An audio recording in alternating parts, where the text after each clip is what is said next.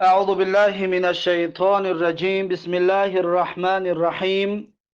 الحمد لله، الصلاة والسلام على رسول الله وعلى آله وأصحابه.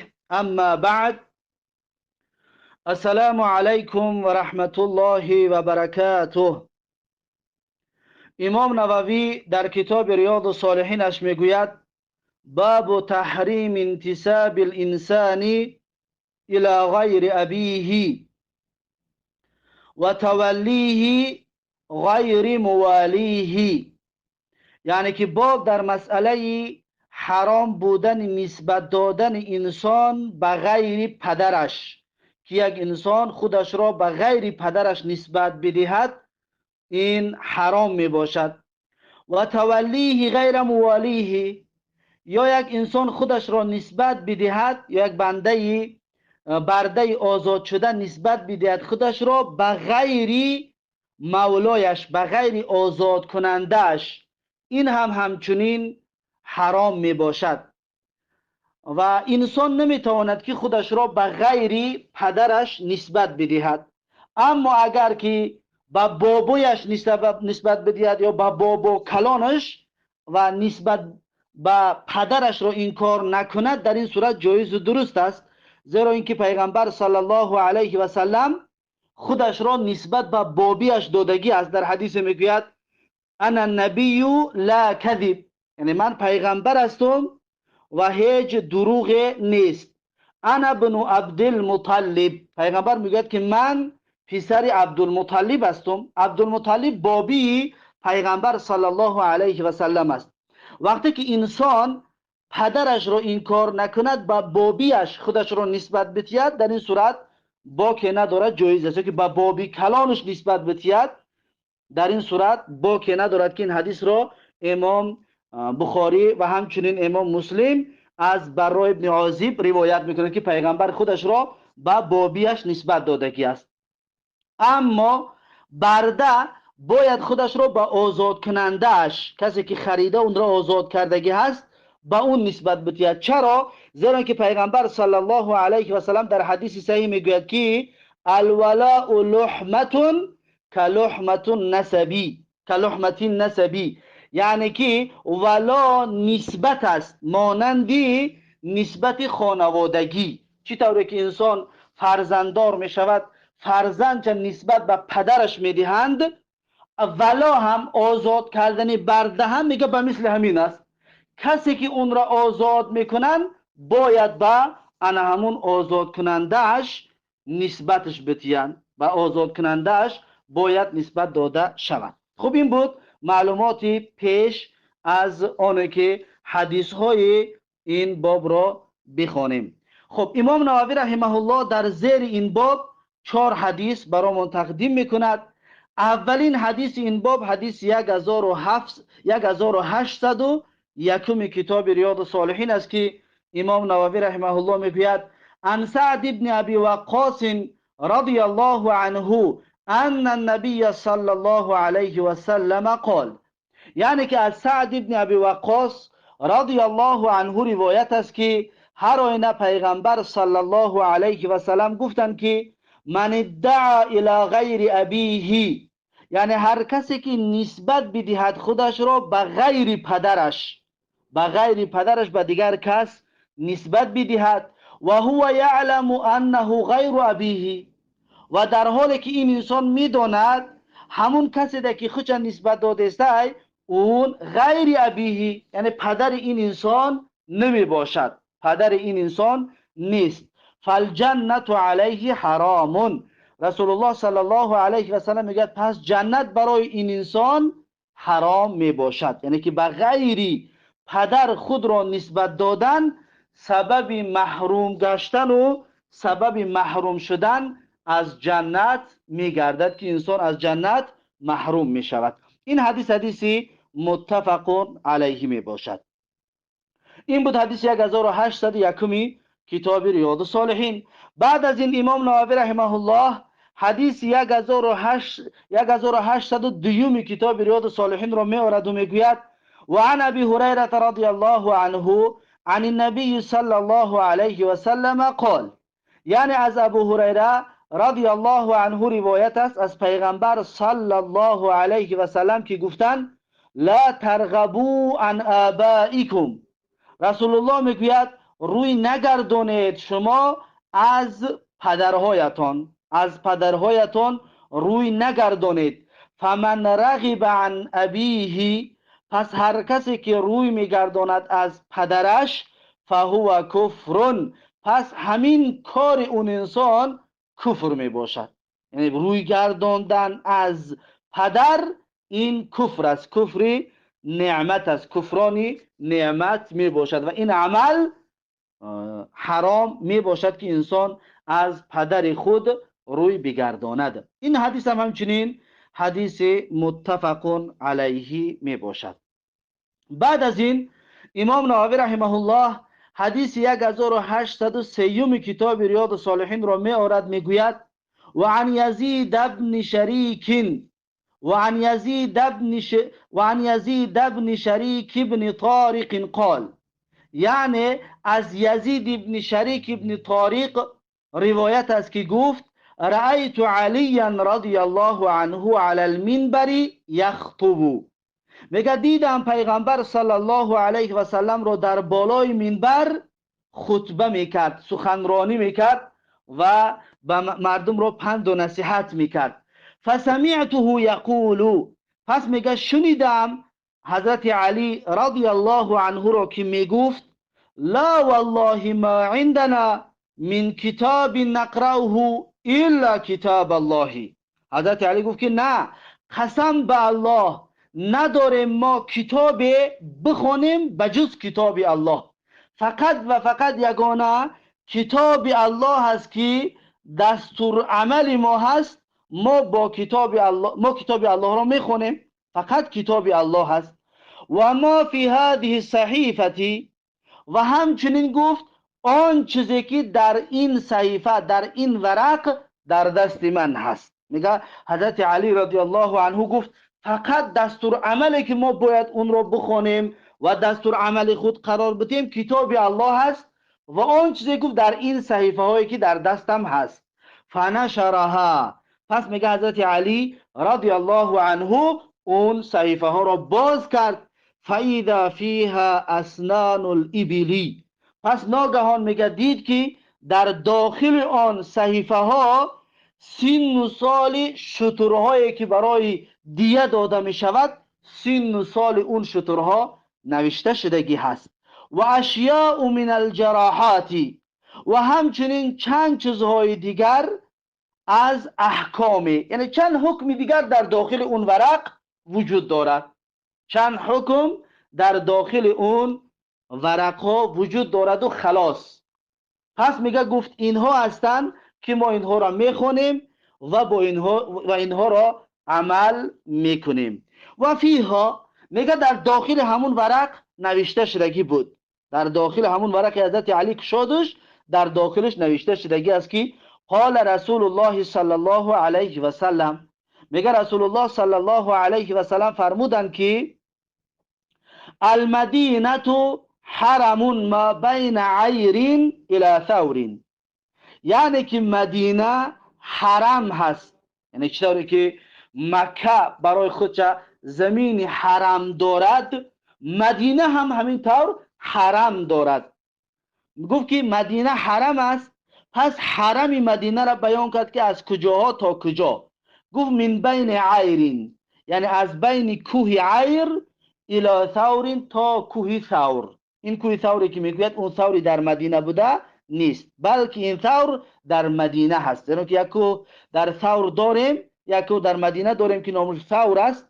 پیغمبر صلی الله علیه و سلم همراه ابوبکر صدیق وقتی هجرت میکردند با آن کوه ثور رفته بودند. اون کوه نه، این کوه ثوری که میگوید این در مدینه هست. این کوه ثور یک کوه میده که در مدینه می باشد. والله اعلم در پشت کوه احد می باشد، یک کوه میدهک است. پس پیغمبر صلی الله علیه و سلم گفت که از بین عیر تا، یعنی از عیر تا ثور، این بین حرم مدینه هست. فمن احدث فیها حدثا، یعنی هر کسی که بدعت بیارد در ان همین حرم مدینه بدعت را یا بدعت نو بیارد، او آوا محدثا، یا هر کسی که جای بدهد یک انسان بدعتی را، یک بدعت نو را، یا که انسان بدعت نو بیارد و انسان را، این کسی که در مدینه است جاش بدهد، لعنت الله فعليه لعنت الله والملائکه والناس اجمعین. پس برای اون انسان، یعنی بدعت آورنده یا کسی که بدعت آوردگی را راه میدهد، پس برای اون انسان لعنت الله و لعنت ملائکه ها و لعنت تمام مردم باد. لا يقبل الله منه یوم القیامت صرفا ولا عدلا. قبول نمی کند الله سبحانه و تعالی از اون انسان که در مدینه بدعت آورده است یا یک بدعتی را در مدینه جای داده است. الله سبحانه و تعالی قبول نمی کند در روز قیامت صرفا ولا عدلا. صرفا یعنی توبه اش را یا نمازهای نافله اش را، و عدلا یعنی که فدیه های دادهش یا فریضه هایی که انجام داده است، الله از اون انسان اینها را قبول نمی کند. ذمت المسلم واحدتون. رسول الله صلی الله علیه وسلم گفته است عهد مسلمان یک است، عهد مسلمان یک تاست.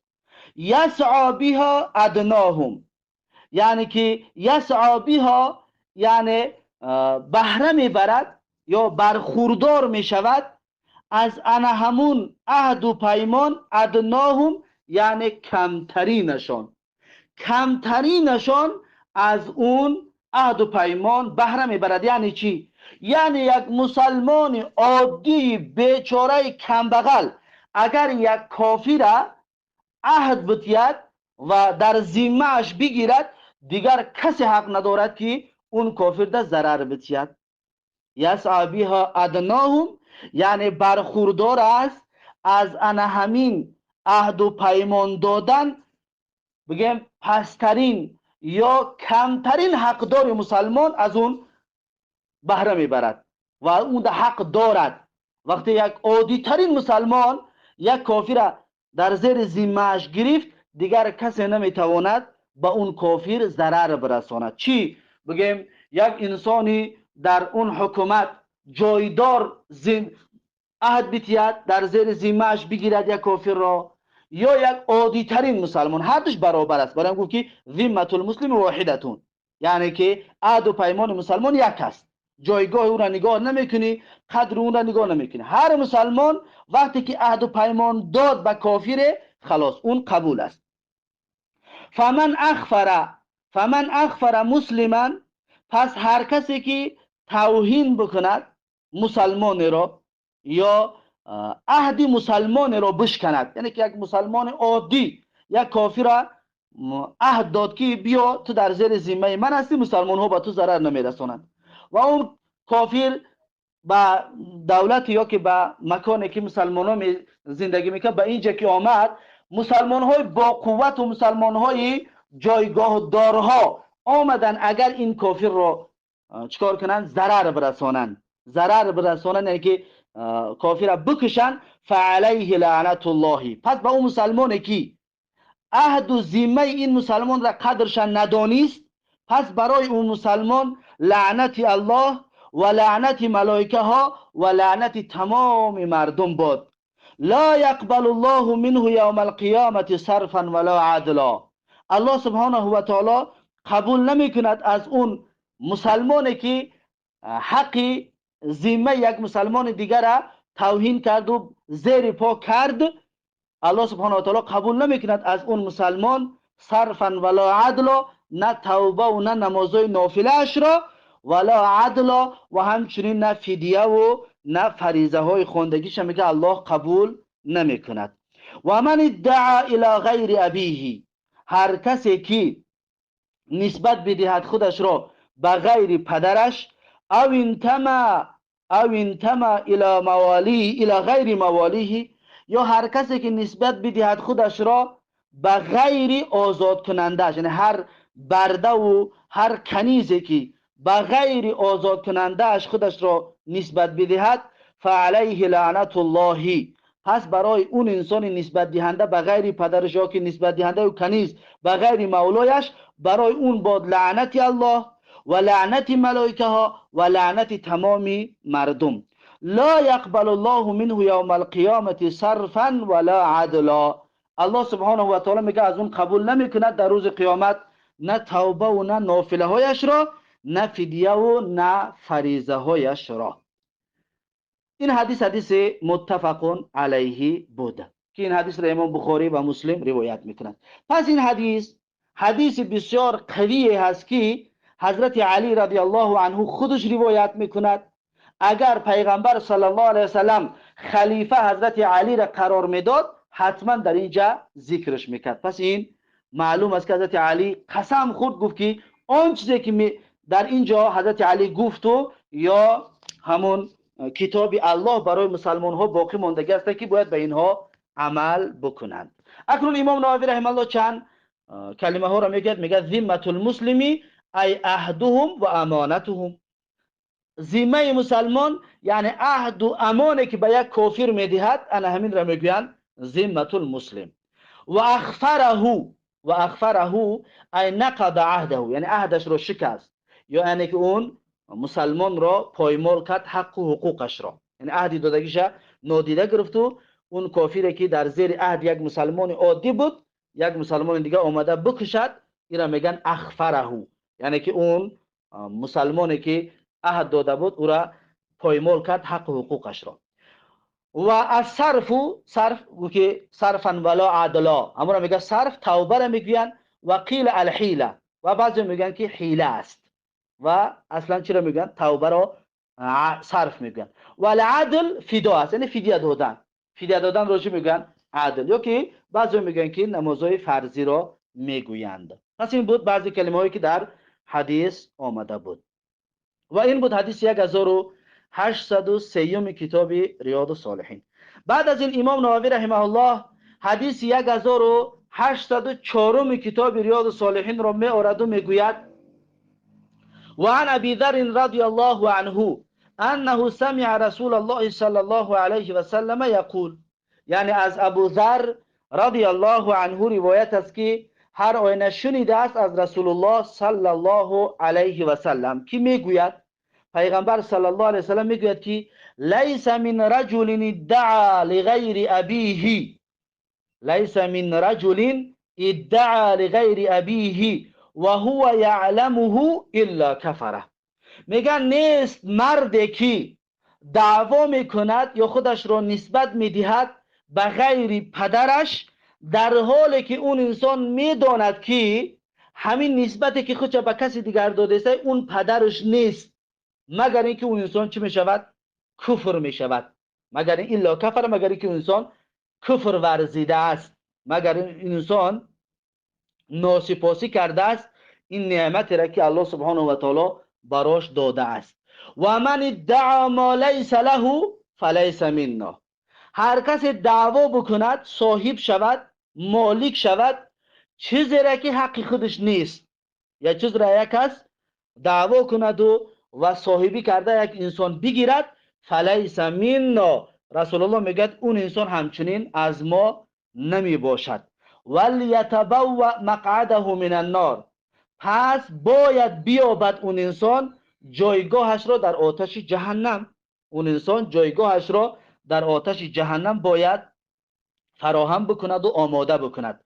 و من دعا رجلا بالکفر، و هر کسی که بخواند مرد را فریاد کند مرد را به کفر، یعنی ای کافر، هر کسی یک کس را بگد ای کافر، او قال عدو الله، یا هر کسی یک مسلمان دیگر را بگد ای دشمن الله، ولیس کذالک، در حالی که اون انسان کافر نباشد، در حالی که اون انسان دشمن الله نباشد، الا حار علیه، مگر اینکه بر میگردد میگه این کلمه گفتگیش به خود همون گوینده. اگر اون انسان کافر نباشد، اگر اون انسان دشمن الله نباشد، همین کفر گفتگیش، همین ای دشمن الله گفتگیش به خود همین انسان میگه بر میگردد. این حدیث متفق علیه است و هذا لفظ مسلم، این لفظی که خوندیم لفظ صحیح مسلم می باشد. این بود آخرین حدیث از باب حرام بودنی نسبت دادن انسان به غیر پدرش یا نسبت دادن کنیز خودش را به غیر آزاد کنندش. با همین این باب به آخر رسید. اکنون باب نو شروع می شود. باب تحذیر من ارتکاب ما نهى الله عز وجل او رسوله صلی الله علیه و سلم عنه. یعنی که باب در مسئله برحذر دادن کسی که مرتکب می شود اون چیزی که الله معنیش کردگی است یا اون چیزی که رسول الله صلی الله علیه و سلم معنیش کردگی است. یعنی هر چیزی که الله یا پیغمبر منع کردگی هست، کسی که اون کار رو انجام میدهد اون انسان باید تحذیر داده شود، اون انسان باید ترسانده شود، اون انسان باید نصیحت کرده شود. پس امام نووی رحمه الله این باب را آورده، در زیرش 4 آیت و 1 حدیث را برامون تقدیم میکند. اولین آیتی که میارد میگه قال الله تعالی فلیحذر الذین یخالفون عن امره. میگه باید بترسن کسانی که سرپیچی میکنن، یخالفون سرپیچی میکنن یا خلاف میکنن، عن امره از فرمان رسول الله صلی الله علیه و سلم. کسی که از فرمان رسول الله صلی الله علیه و سلم سرپیچی میکند یا خلاف فرمان رسول الله صلی الله علیه و سلم میکند باید اون انسان ترسانده شود. ان تصیبهم فتنتون، این که برسد به اون انسان بلای. فتنه یعنی که بلای به اون انسان برسد، یعنی اگر اون انسان این سرپیچی از فرمان رسول الله را دوام بدهد یا این مخالفتش را دوام بدهد، پس اون انسان گرفتار می شود به بلای، به مصیبت. او یصیبهم عذاب علیم، یا می رسد به اون انسان عذاب دردناک، عذاب دردناک به اون انسان می رسد. بعضی علما میگوید هر کسی که صریح و آشکار مخالفت رسول الله را میکند و از سرپیچی از فرمان رسول الله میکند، اون انسان میگوید کافر یا مشرک از این دنیا رحلت میکند. از این دو میگن خالی نیست. ان تصیبهم فتنه، فتنه میگن این چی است؟ کفر است. یعنی انسان از این دنیا کافر میگه میرود. بعضی علما این طور توضیح دادگی هستند مخالفت صریح رسول الله صلی الله علیه و سلم را. این بود سوره نور آیت 63. و دومین آیتی که امام نووی میارد میگه و قال تعالی، الله سبحانه و تعالی گفته است که و یحذرکم الله نفسه، یعنی که میترساند الله سبحانه و تعالی شما را از نافرمانی خودش. شما را میترساند که ای بندگان شما نافرمانی الله جل جلاله را نکنید. سوره آل عمران آیت 30. و سومین آیتی که امام نووی رحمه الله میارد میگه و قال تعالی، الله سبحانه و تعالی گفته است که ان بطش ربک لشدید، هر آینه مجازات و عذاب پروردگارت، گرفتن پروردگارت بسیار سخت است. الله سبحانه و تعالی را عذابش و مجازاتش بسیار سخت می باشد. سوره بروج آیت 12. و چهارمین آیت، آخرین آیت که امام نووی رحمه الله میارد، سوره هود آیت 102 است که میگوید و قال تعالی، الله سبحانه و تعالی فرموده است و كذلك اخذ ربك اذا اخذ القرى وهي ظالمه ان اخذه علیم شدید. همچنین میگه عذاب کردن پروردگارت هنگامی که مجازات میکند قریه را، دیه و قشلاق را یا شهر را، وقتی که الله سبحانه و تعالی مجازات میکند، منظور از شهر کی است؟ مردم شهر. منظور و مقصد از دیه و قشلاق مردم اون دیه و مردم اون قشلاق و هی ظالمتون، در حالی که مردم اون دیه ظالم باشند. وقتی که الله سبحانه و تعالی اونها را مؤاخذه میکند، اونها را مجازات میکند، عذاب میکند، این اخذه علیم شدید، الله میگه هر آینه عذاب پروردگار بسیار دردناک و بسیار سخت میباشد. پس این بود 4 آیتی که امام نووی رحمه الله آورده است. و یک حدیثی که در زیر این باب میآورد، حدیث 1805 کتاب ریاض الصالحین است. امام نووی رحمه الله میگوید و عن ابی هریره رضی الله عنه ان النبی صلی الله علیه و سلم قال، یعنی که از ابو هریره رضی الله عنه روایت است که هر آینه رسول الله صلی الله علیه و سلم گفتند که ان الله تعالی یغار، یعنی هر آینه الله سبحانه و تعالی غیرت میکند، الله سبحانه و تعالی رشک میکند و غیرت الله ان یأتی المرء ما حرم الله علیه. میگه غضب و غیرت و رشک الله سبحانه و تعالی آن وقت می آید که ان یأتی المرء، یعنی که اینکه انجام بدهد شخص ما حرم الله علیه، اون چیزی که الله براش حرام گردانده است. یعنی اون چیزی که بالای بنده الله حرام گردانده است، وقتی که بنده اون را انجام میدهد الله سبحانه و تعالی غیرت میکرده است، الله سبحانه و تعالی رشک میکرده است و الله سبحانه و تعالی غضب میکرده است بالای اون بنده که اون بنده حرام کرده الله جل جلاله را انجام داده است. این بود حدیث 1805 کتاب ریاض الصالحین که حدیث متفق علیه است. با همین باب برحذر دادن از مرتکب شدن و انجام دادن اون چیزی که الله سبحانه و تعالی نهی کرده است و اون چیزی که پیغمبر صلی الله علیه و سلم نهی کرده است، این باب هم به آخر رسید. بعد از این باب نو شروع می شود، باب ما یقوله و یفعله من ارتکب منهیا عنه، یعنی باب در مسئله آن چی که میگوید و آن کاری که انجام میدهد شخصی که مرتکب یک کاری منع شد.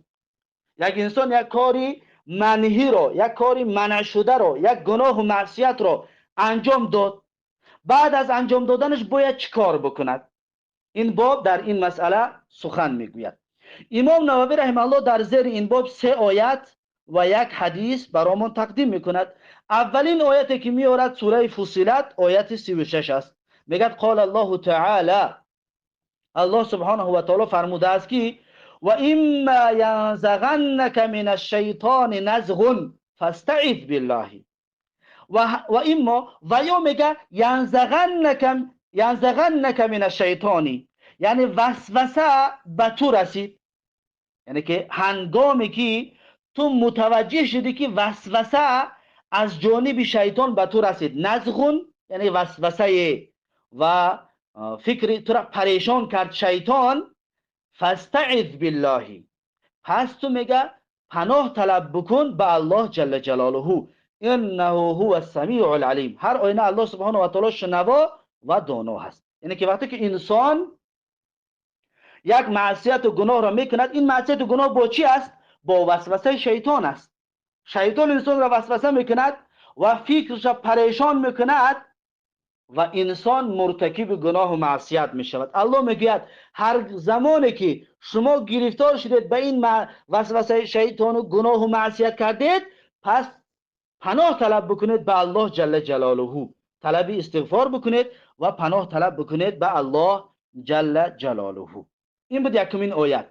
و دومین آیتی که امام نووی رحمه الله میارد سوره اعراف آیت 201 است. میگه و قال تعالی، الله سبحانه و تعالی گفته است که ان الذين اتقوا اذا مسهم طائف من الشیطان، هر آینه کسانی که اتقوا یعنی که پرهیزکاری کردن، کسانی که تقوا کردن، اذا مسهم طائف من الشیطان، هنگامی که گرفتار میشوند به وسوسه از جانب شیطان، یعنی کسانی که ایمان آوردن، کسانی که تقوا کردن و وقتی که وسوسه شیطان در گرفتار میشوند، تذکروا فاذا هم مبصرون، تذکروا یعنی که عذاب الهی رو به یاد میارند، یعنی که وسوسه شیطان در گرفتار شدند و گناه و معصیت رو کردند، بعد از گناه و معصیت تذکروا یعنی عذاب الهی را به یاد آوردند،